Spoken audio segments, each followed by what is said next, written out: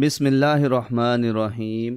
نبی کریم صلی اللہ علیہ وآلہ وسلم صبح کے وقت علم نافع یعنی نفع فائدہ پہنچانے والا علم، رزق حلال اور عمل مقبول کی دعا کو ایسے پڑھا کرتے تھے۔ ام المؤمنین حضرت ام سلمہ رضی اللہ عنہا سے روایت ہے کہ رسول اللہ صلی اللہ علیہ وآلہ وسلم صبح کے وقت یہ دعا پڑھا کرتے تھے۔ کیا دعا ہے؟ بسم اللہ الرحمن الرحیم، اللہم انی اسألک علما نافعا ورزقا طیبا وعملا متقبلا۔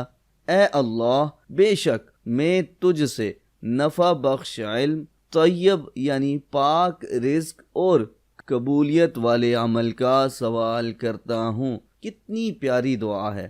علم بھی مانگ لیا، رزق بھی مانگ لیا اور قبولیت بھی مانگ لی۔ تو اس دعا کو آپ بھی اپنی دعاؤں کا حصہ بنائیں۔